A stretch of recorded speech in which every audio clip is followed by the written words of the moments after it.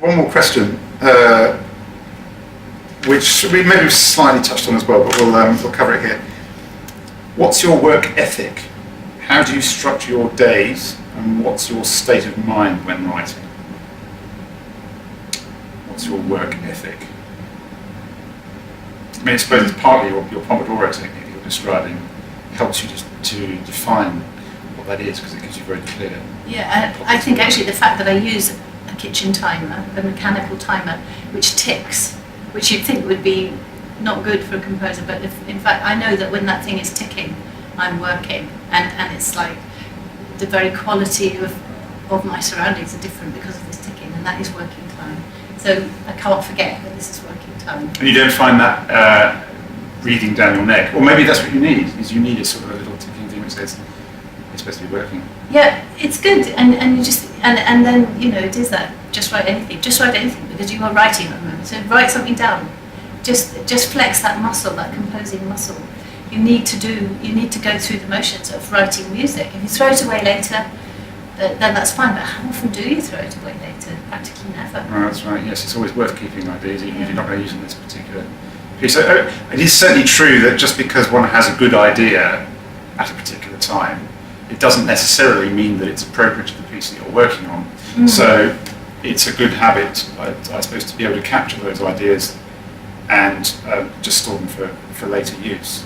Although I read something about, it was advice for writing a novel, which said if you have a really good idea, never save it for the next novel. Always put it in. I want to put it in. Okay. Because it'll never be the right moment again. Yeah. So it was quite interesting. And back to the work ethic thing. Do we think that there's set times of day when things work? I mean, certainly from my point of view, I find that first thing in the morning after breakfast is when my mind is probably most refreshed and relaxed, but it doesn't necessarily seem to be able to apply itself to that thing that we talked about earlier on, the playful throwing caution to the winds state of mind which you need to create material. I found, I don't know, maybe I need to have a couple of glasses of wine or something inside me after dinner to just be in that, right. And I just, I wonder whether are the mornings better for you? I know when my best time is, right. But I hardly ever admit it to myself, and it's before breakfast. Oh, really? And the number of times that I actually manage to do that.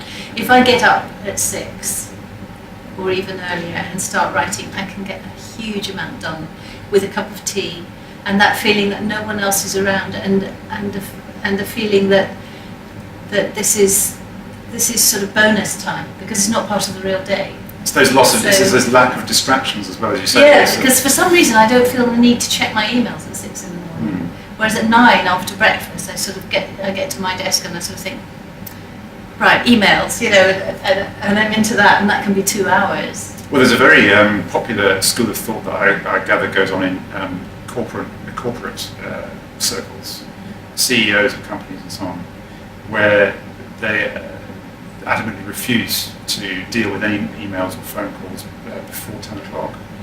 So they'll get to work at 8:30 or 9 o'clock, but the rule is nobody will disturb them until at least 10. Oh, that's a good beyond which, and friends of mine I know also do this.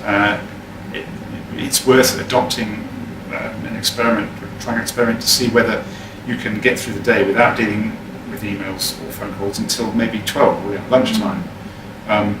Because distractions are they're such a creativity killer for me. I'm sure you find as well. And if it comes down to literally unplugging the internet, turning it off.